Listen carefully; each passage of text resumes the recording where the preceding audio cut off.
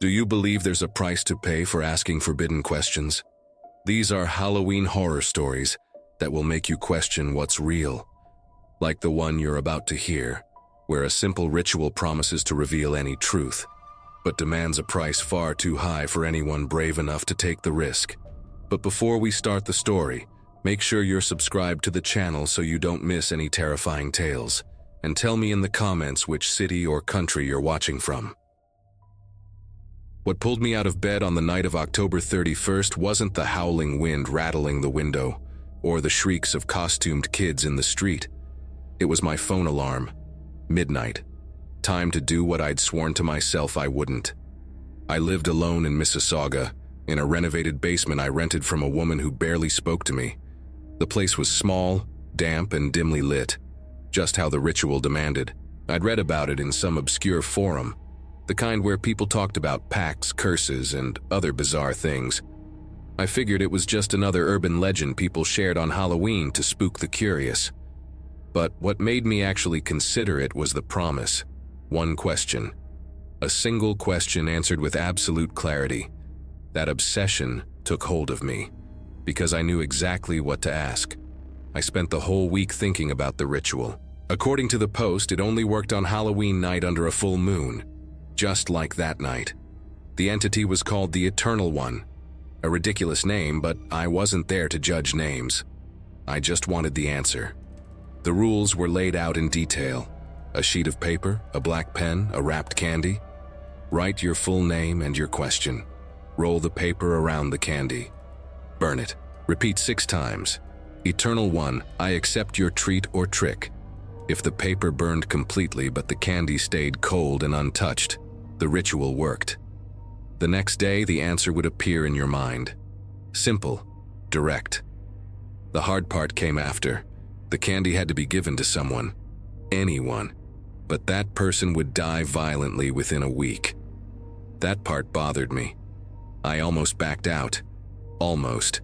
But I needed the answer. And I knew no one had to eat the candy. Just had to keep it away from everyone. Lock it up, hide it, whatever. I just couldn't let anyone touch it. I turned off the room lights, leaving only a flashlight on, pointed at the corner. I sat on the floor, facing the small table where I'd set up the materials. The blank sheet, the black pen, the candy, a hard caramel from the bakery wrapped in clear plastic. My hands shook as I wrote, Daniel Mark Rousseau. What happened to my brother in the summer of 2017? I didn't want to know how he died.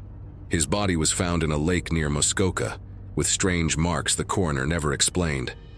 But I always felt there was more to it. Something no one would tell me.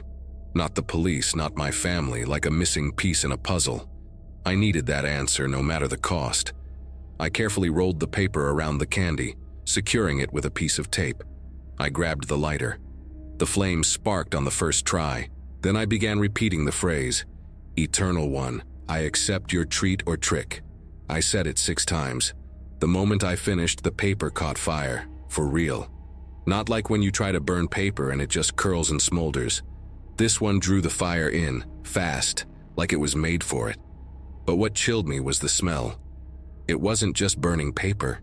It was something more, bitter, like burning hair, or burning flesh. And the strangest part? The candy didn't move. It just sat there, in the middle of the flame, not melting, not burning like it was made of stone. When everything went out, only the candy remained, still wrapped. And when I touched it, it was cold. Ice cold. My stomach twisted. The first thing I did was look around. The room was silent. No candles blown out, no objects knocked over, no visible presence. But something had changed. I can't explain it. The air felt heavier, a pressure on my shoulders, like someone was watching me up close, but I couldn't see them. I locked the candy inside a metal cookie tin, sealing it with duct tape. I stashed it in my backpack, sat in the corner, and waited. I knew the answer wouldn't come until the next day, but I couldn't sleep. My body felt glued to the floor. Every second dragged. Around 3 a.m., I heard footsteps upstairs. Nothing unusual. The landlady still lived there. But there was something off about the rhythm. The steps moved back and forth, then stopped right above me, like someone knew I was there, like they knew what I'd done. I didn't dare go up. I stayed quiet, just breathing deep. And the weirdest part? The flashlight I'd left pointing at the corner turned off. On its own, I hadn't touched it. The batteries weren't dead, it just went out. I sat in the dark, motionless. The candy locked away, my heart racing, the unshakable feeling that I wasn't alone anymore. I woke to sunlight streaming through the window, which seemed impossible. I swore I hadn't slept. My head throbbed, my throat was dry like I'd spent the night breathing dust. For a second, I thought none of it had happened, that it was just one of those strange half-dreams that feel real when you're exhausted. But then I saw the flashlight on the floor, and the metal tin on the table. I approached slowly. The tape was still intact, but the lid looked slightly dented, like someone had tried to force it open. A chill ran up my spine. I opened it anyway. The candy was still inside, but the paper around it had changed. Not burned, but stained. Like someone had touched it with fingers covered in soot. That's when I heard it. A voice. Not exactly a voice, but a phrase that suddenly cut through my mind like a whisper in my ear. He didn't drown. Just that. But I knew. Instantly it was the answer. The Eternal One had replied, and that changed everything.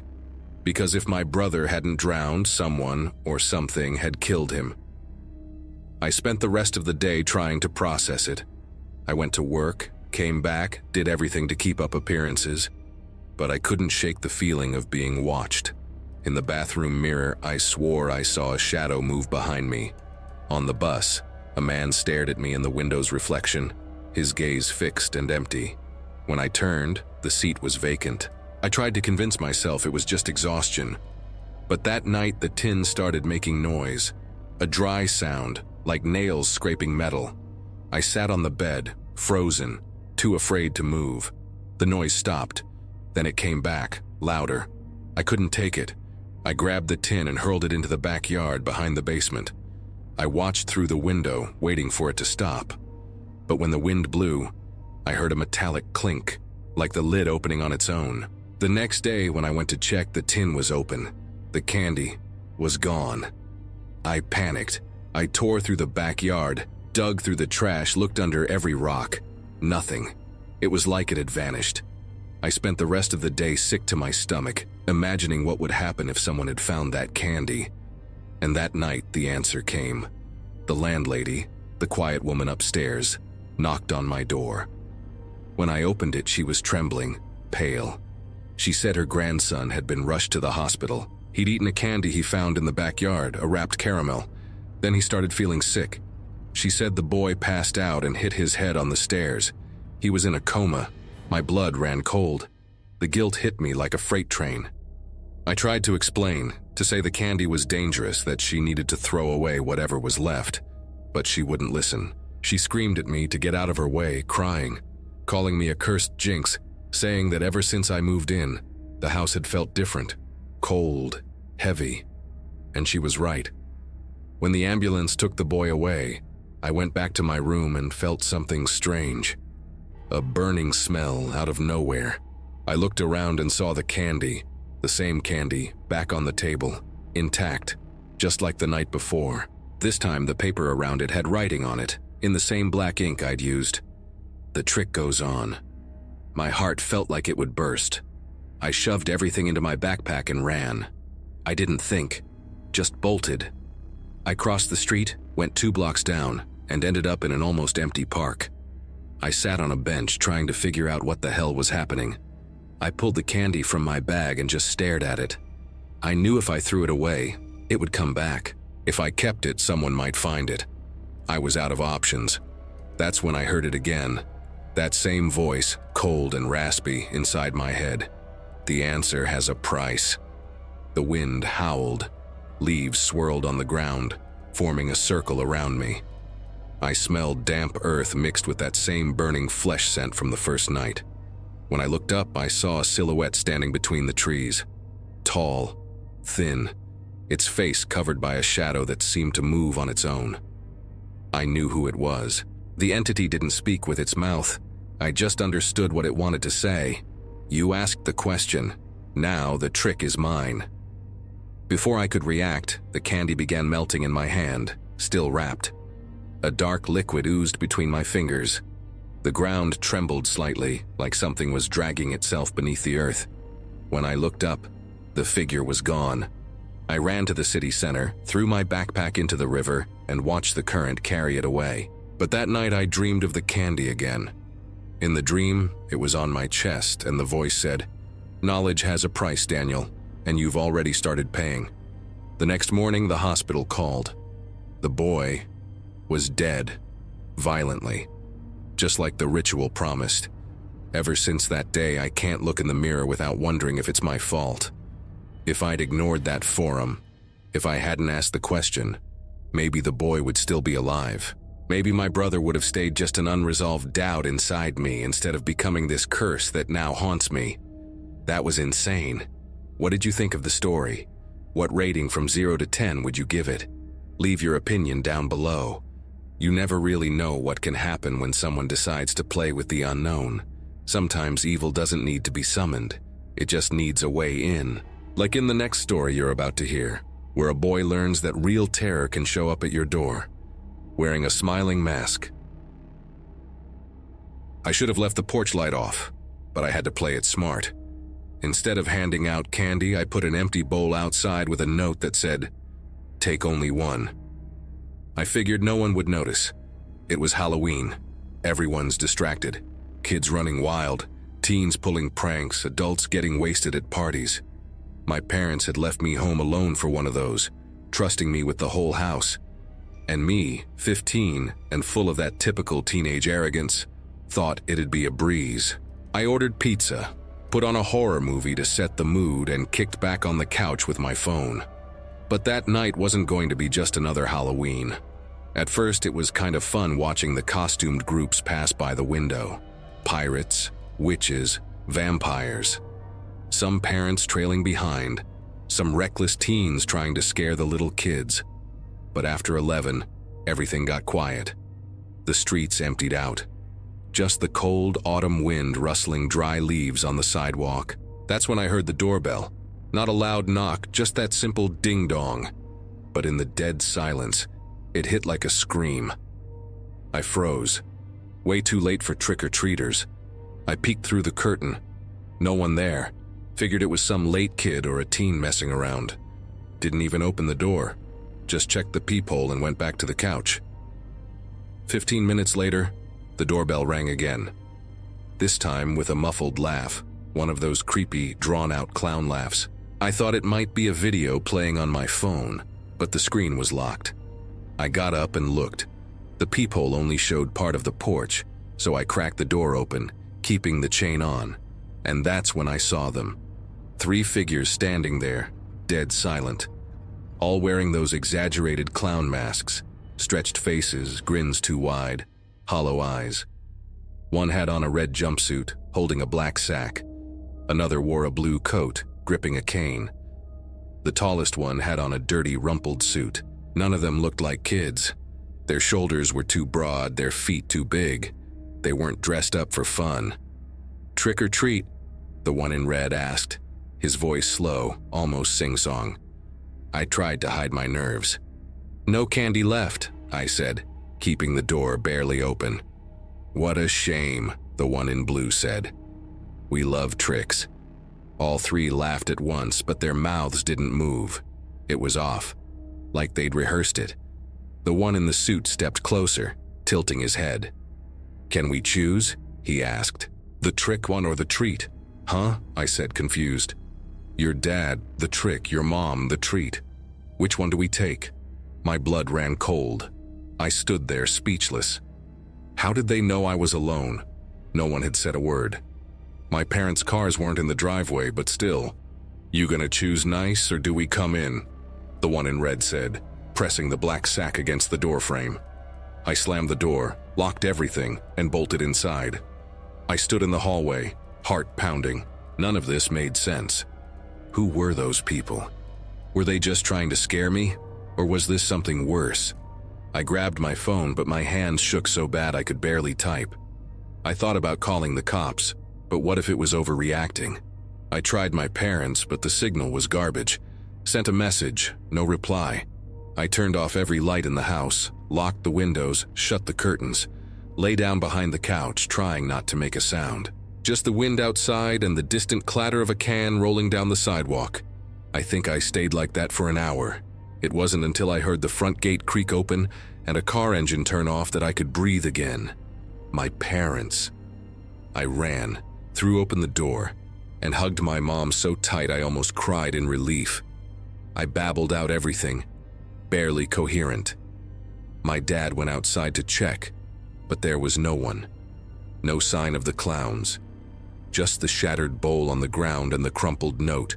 He laughed it off, nervous, saying it was just some Halloween prank. I went upstairs to my room, still wired. Locked the door, shut the window, and tried to sleep. My parents stayed up for a while, talking downstairs. Then everything went quiet. I woke up to footsteps in the hallway. I checked the clock, almost 3 a.m. I told myself it was just my dad going to the bathroom, but then I heard the doorknob turn. Slowly. "Dad?" I called. No answer. The knob twisted. The door, which I swear I'd locked, started to creak open. I tried to move, but I was frozen. The door opened wider, groaning, and the silhouette stepped inside. It was one of the clowns. I could only see part of his face in the dim light from the street outside. The mask with its jagged grin, the eyes black as pitch. He held something in his hand. Maybe a rope or a knife. I couldn't tell. My body reacted before I could think. I lunged for the window, fumbled with the lock and jumped. Landed hard in the yard, scraping my arm, but I didn't stop. Ran to my parents' car, pounding on their window like a maniac. My dad jumped out, my mom screaming.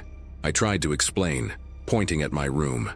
He ran inside, but there was no one there. The window was open, and the door locked from the inside.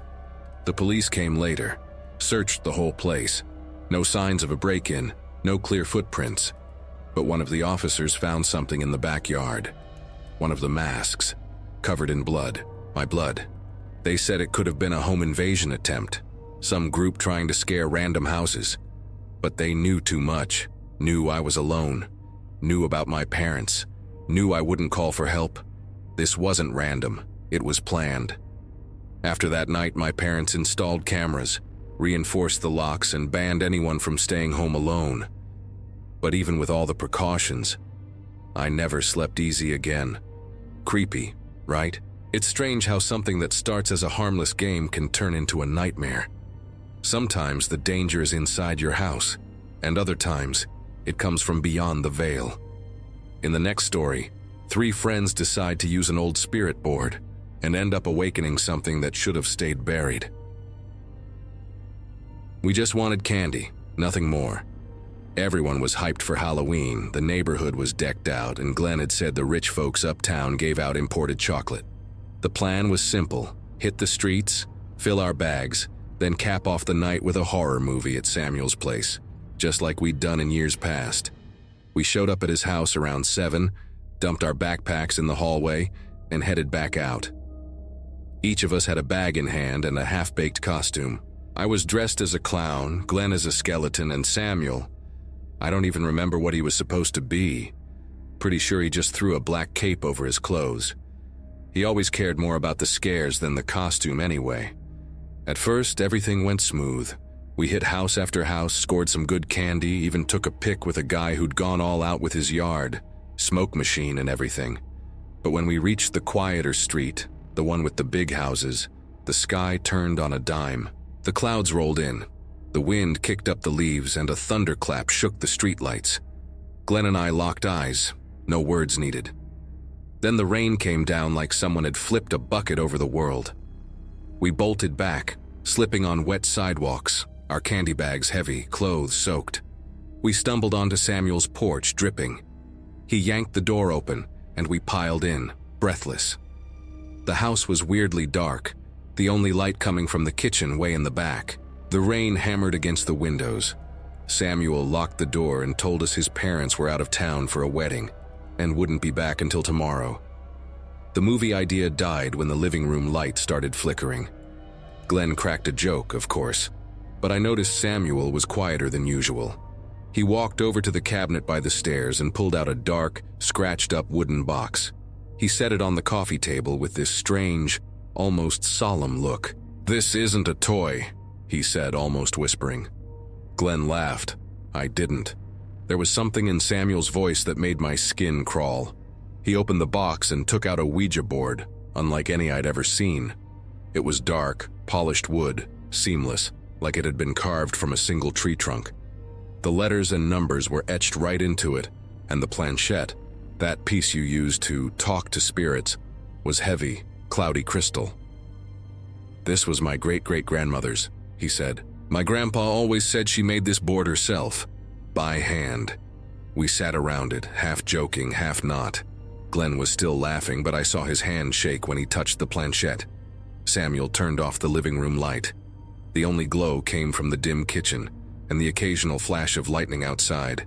We asked the usual question, half laughing, half serious. "Is anyone here with us?" Nothing. We tried again. Silence. Then the planchette moved. Slow, shaky, like someone was pushing it with their fingertip. It stopped on yes. Glenn jerked his hand back. "You're messing with us, right?" But I saw it. I felt it. This wasn't a joke. Samuel's face went pale. "Let's ask something real." He looked at me, then at Glenn and asked, "Can you see us?" The planchette hesitated, then moved again. Yes. No one laughed this time. The air got heavy. The storm outside rumbled, thunder cracking in quick succession. Then the planchette started sliding faster. First to the number 3, then 2, then 1. And then the projector turned on by itself. It had been off. We hadn't touched it. Just a click, and a shaky image flickered onto the wall. The horror movie we'd planned to watch later, starting from the very first scene.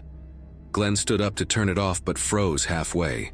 There was a shadow in the image, not from the movie. It looked like someone was standing between the projector and the wall, the shape of a head. But no one was there. The room was empty, just us 3. The shadow didn't move. It just stayed there, like it was staring us down. Samuel shot up, knocked the table over, and grabbed the Ouija board.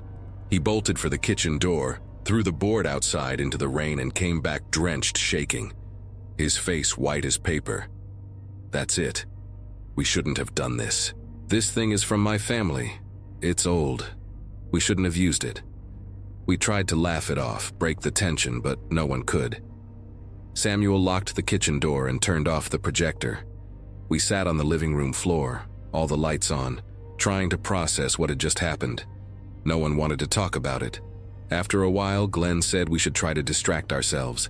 We set the projector up again, this time with the lights on and no Ouija board. Samuel put on a different movie, something light, just to kill time until the rain stopped. But halfway through, it froze. And then she appeared. The image locked on a silly jump scare scene, but the actress's face was distorted, like someone had stretched the film with their hands. The sound cut out. We stared at the projector, wondering if it was just a glitch, until it turned back on by itself. But now the whole room was dark. The house lights flickered one by one, then died. The sound of the rain outside muffled, like something had sealed us in. We could barely see each other, just hear each other breathing. When the projector lit up again, the image was different.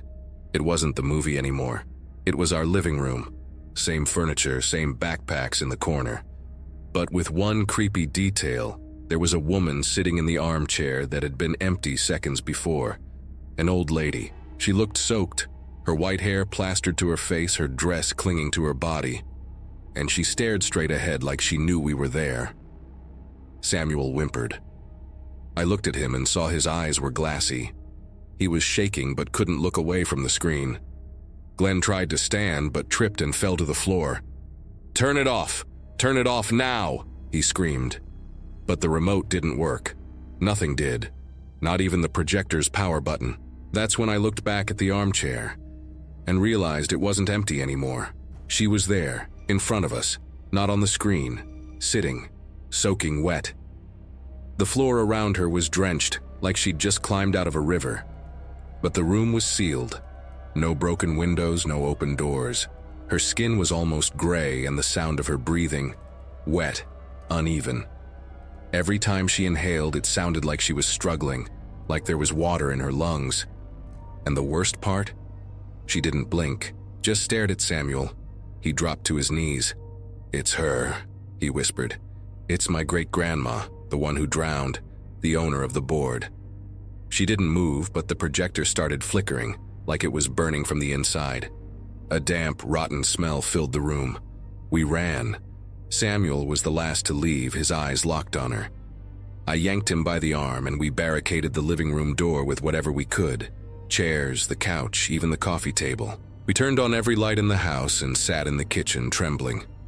No one spoke. Just the sound of the rain, and every now and then a creak from the hallway like wet footsteps. The lights flickered again, but this time they stayed on. Samuel's parents came home the next day. We couldn't even explain it right. We just cried. They searched the whole house. No signs of anyone. Nothing out of place. Except the armchair. It was wet. The fabric still soaked, like someone had just gotten up. The weirdest part? The Ouija board.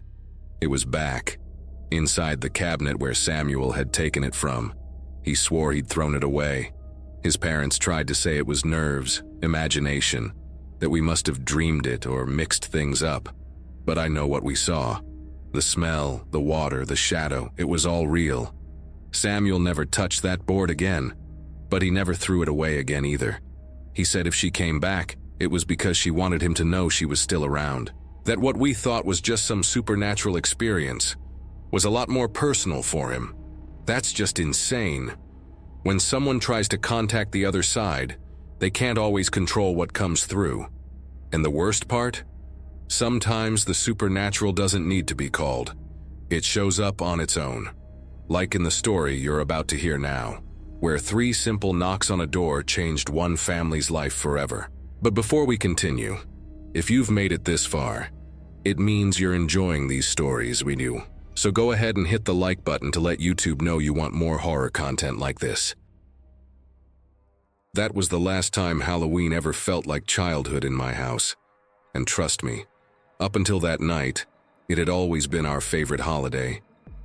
We'd deck out the place with fake cobwebs, buy skull buckets, and argue over who got to wear the weirdest costume. I was 12. My brother Johnny was 8.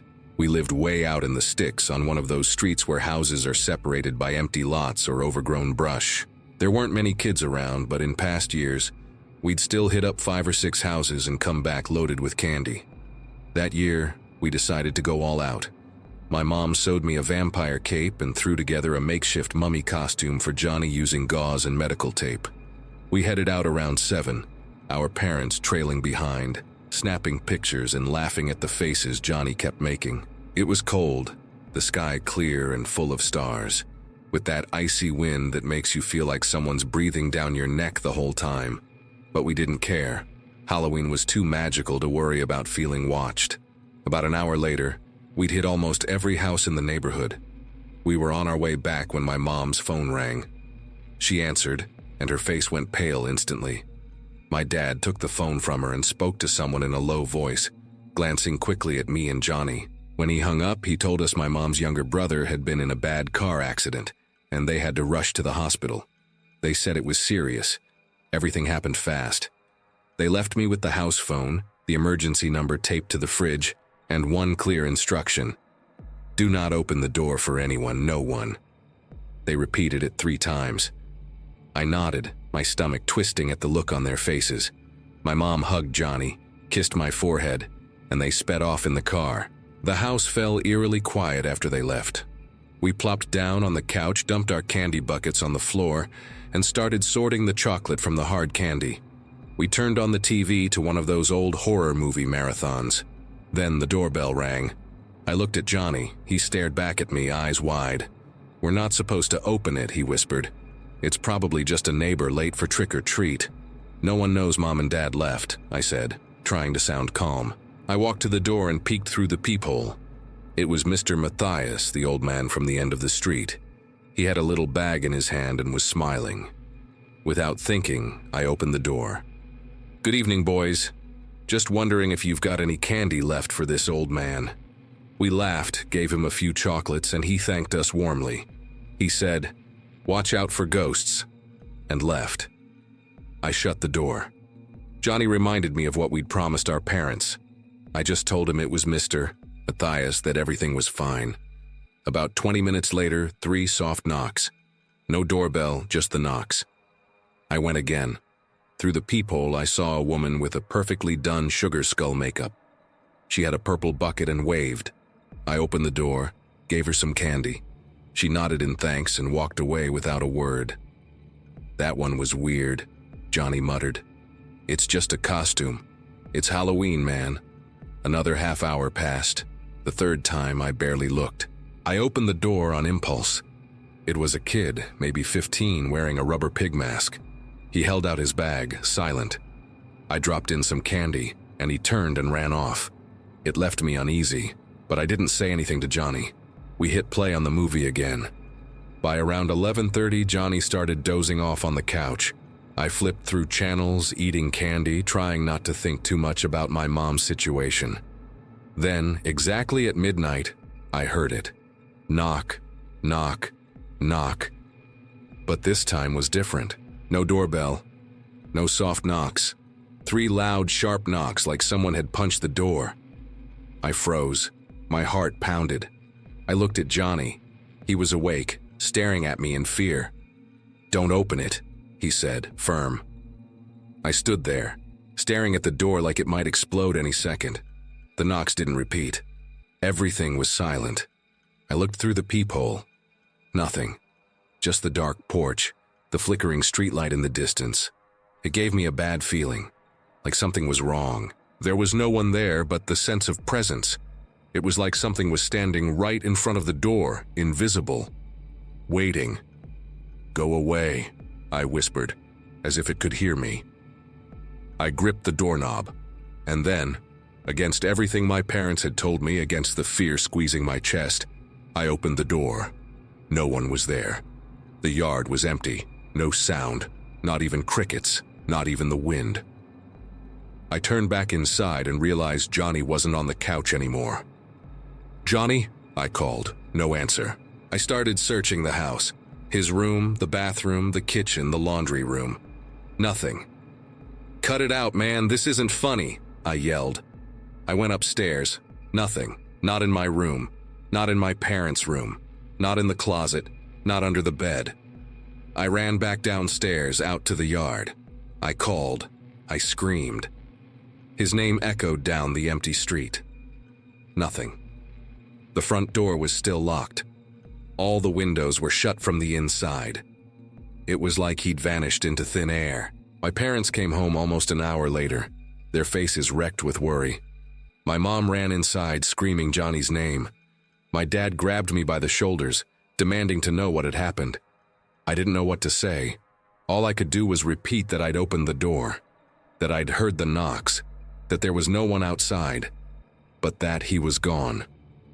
They called the police. They searched. They combed through the house, the nearby lots, the neighbors' yards. Nothing. No footprints, no noise, no signs of a break-in. It was like Johnny had never been there. For weeks, my mom slept on the floor of his room. My dad lost his job. I was taken to a psychologist, questioned over and over. No matter how many times I told the same story, no one could explain it. Not even me. Eventually, an old neighbor told us a story the older folks usually avoided. A local legend. They say if someone knocks 3 times on your door after midnight on Halloween, and you open it, someone in the house disappears, forever, like a silent pact, a mistake that can't be undone. Terrifying, right? What did you think of the story? What rating from 0 to 10 would you give it? Let me know down in the comments. If I'd known what that night had in store, I would have left Rachel's invite in the void. I never would have set foot at that party, let alone put on that stupid costume that made me look like a blood-soaked rag doll. But there I was, at the ripe old age of 19, thinking Halloween was just about cheap beer, loud music, and harmless flirting. All I wanted was to impress Rachel. and I ended up living through the most terrifying experience of my life. The party was out at some secluded farmhouse, way off the beaten path near a back road, in one of those areas where GPS starts glitching and cell service just vanishes. The kind of place that screams horror movie, but in the heat of the night, nobody cares. Rachel introduced me to her friends who were all pretty lively, and for a while, I even forgot we were literally in the middle of nowhere. But the mood soured when this guy, Trey, showed up. Rachel's ex. Big, intimidating, and clearly not in his right mind. He glared at me like I'd just trespassed on his turf. I didn't even know he existed until that moment, and already, I felt like a target. He sauntered over with this crooked smirk, hurled some insults, and Rachel had to step in before things got ugly. But the tension was already thick in the air. It didn't take long for the shoving to start. Trey and two of his buddies came at me with that, "let's take this outside" energy. I wasn't about to play hero. I turned on my heel, bolted out the back, and ran. Literally ran. The party music faded as I cut through the overgrown brush, trying to make it to the road. Rachel texted me, warning that they were looking for me in a car. "Be careful, Trey's lost it," she said. I just replied, "Trying to get out of here," and kept moving in the dark, breathing hard, my heart pounding in my throat. My Halloween costume was drenched in sweat, and to make things worse, my feet started killing me in those boots. I walked for over half an hour without seeing a soul, just wilderness, icy wind, and that eerie silence that seems to mock you. That's when I saw headlights creeping down the road. My body locked up. What if it was Trey? I ducked behind a bush, but when the SUV passed, I realized it was a woman driving. Alone, blonde, mid-30s, tired-looking but not threatening. She saw my state and pulled over. "Hey, you okay?" she asked, rolling down the window. I quickly explained I'd left a party and was running from some guys. She looked at me like she already knew exactly what was going on. "Get in, before they come back this way." I did, without overthinking it. The relief of sitting in that comfortable seat, feeling the warmth of the AC, was overwhelming. She handed me a water bottle and asked my name. I told her. She said hers was Danielle. And for a moment, everything seemed okay. A good soul in the middle of chaos. But after about 5 minutes of driving, the vibe shifted. She went quiet. The radio was off. The road got worse. Potholes, trees encroaching on the path. I asked where we were headed, and she said, "Somewhere safe." That's when I started to get suspicious. I looked around. No sign of a town, no houses, nothing. Just darkness and dense woods. I tried to hide my nerves, but my stomach was already twisting, telling me something was very wrong. When I turned to ask again, I saw her reaching for something on the passenger seat. It was a gun. "I need you to put this over your head," she said, holding out a cloth sack. I thought about jumping out, but she pressed the gun to my shoulder and repeated, "Now."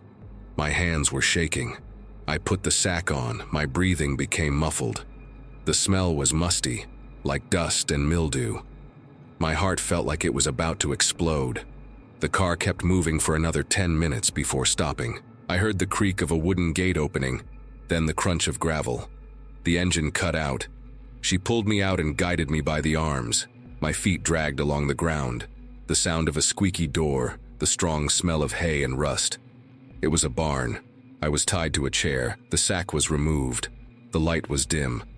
A single bulb swayed overhead. Danielle stood in front of me, holding the gun in one hand and a crucifix in the other. Beside her, a girl around 12, looking scared but strangely calm. "He's one of them," Danielle muttered, as if talking to herself. A demon in disguise, sent to test my faith. I tried to argue, but she told me to shut up, said my voice was poison. I didn't know what to say. I tried to stay calm, to explain it was all a misunderstanding, that I was just a kid trying to get home. But she seemed possessed by some blind certainty. She started splashing holy water on me, praying loudly. The girl just watched. When Danielle picked up a knife and said she needed to cast out the evil, I panicked. I started crying. I screamed that I was human, that I hadn't done anything. I talked about Rachel, the party, Trey. I begged, I felt powerless. The girl stepped closer. She looked into my eyes, and for the first time, someone there hesitated. "Mom, he doesn't look like a demon." Danielle froze. The knife trembled in her hand. Her eyes seemed to search the heavens for confirmation. She dropped to her knees and started murmuring a prayer. The girl took the moment to untie me. She told me to run, that she'd distract her. But Danielle stood up again, unhinged. "If you tell anyone, I swear, God is watching. He knows who lies." She let me go as if guilt had just struck her. She drove me back to the dirt road and left me there in the middle of nowhere, telling me it was better if I forgot everything, that no one would believe me. And she was right. When I reported it at the police station in the next town over, I was treated like a drunk kid making up stories. Danielle was known there. A widow, devout. Helps at the church, raises her daughter alone, they said. They told me I had no proof, that I might be confusing things. Rachel believed me, but that wasn't enough. The sheriff suggested I drop it, that it would only bring me more trouble. "You're just exposing yourself for nothing, son," he said. I got scared. Scared she'd find me again. Scared no one would ever know who she really was. After that, I spent weeks barely sleeping. Any headlights on the street put me on edge. The feeling of being watched followed me everywhere, even in the shower. It wasn't just trauma. It was like a piece of that madness had stuck to me. Like I was still in that chair, listening to the desperate prayers of a woman who saw the devil where there was none. To this day, I wonder if she's done this to others, or if it was just me. If that daughter ever found the courage to tell someone what she saw that night, if her safe place had been the stage for other horrors. I never went back to that area. And every time Halloween rolls around, I remember her face, her twisted faith, the gun pointed at my chest. I escaped one stupid fight only to fall into a much worse nightmare. And in the end, no one really saved me. They just let me get away. After hearing that, it's clear that fear doesn't always come from monsters. Sometimes it comes from ordinary people. If you made it all the way here, comment "cursed ride," so I know you survived them all. Subscribe to the channel to hear more stories that no one else dares to tell, and leave a like to help the channel keep growing. There's another video right here with more dark stories waiting for you. Click it and keep going with me there.